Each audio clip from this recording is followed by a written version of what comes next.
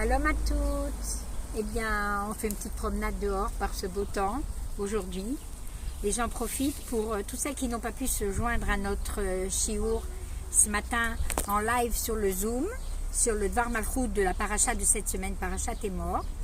Eh bien, on a rajouté, je voulais juste vous rajouter, c'est pas grave parce qu'on va en reparler, on va vous diffuser le contenu de l'enseignement pour cette semaine sur Mashiach et la Géoula que le Rabbi a expliqué dans le Dvar Malchut de Emor. Mais aujourd'hui, on est un jour particulier, on est le 13 Iyar.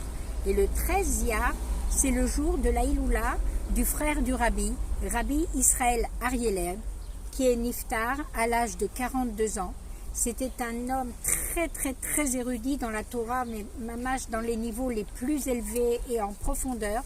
Et en plus de ça, il était aussi à un niveau très élevé dans les matières scientifiques. C'était un très grand mathématicien, un grand physicien, et tout son derrière à lui, son chemin, c'était d'unir les connaissances de la science avec ce que la Torah dit, et en particulier comment dans la science, il a prouvé dans plusieurs écrits comment on est dans l'ère de la Géoula, comment on se trouve dans les temps messianiques, au point que il y a un écrit dans lequel il a prouvé Alpi Torah, Alpi Chassidut, que Triat Ametim c'est possible même physiquement.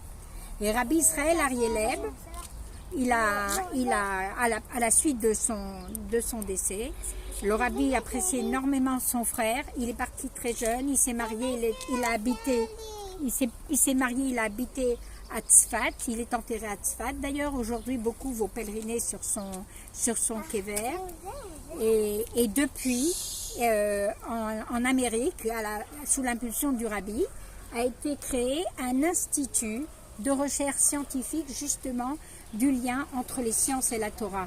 De manière générale, tout le monde pense qu'il y a les sciences d'un côté et la Torah de l'autre, mais Dafka, Rabbi Israël Arieleb, il a essayé d'unir les deux, et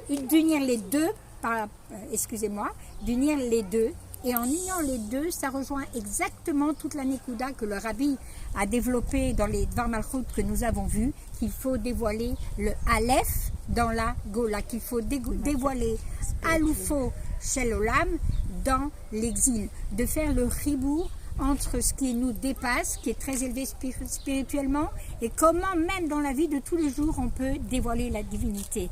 Et ça, le Rabbi l'explique, ça rapproche encore plus la Géoula, c'est le niveau le plus élevé de Gilouï, de dévoilement d'Akadosh Baruch Hu.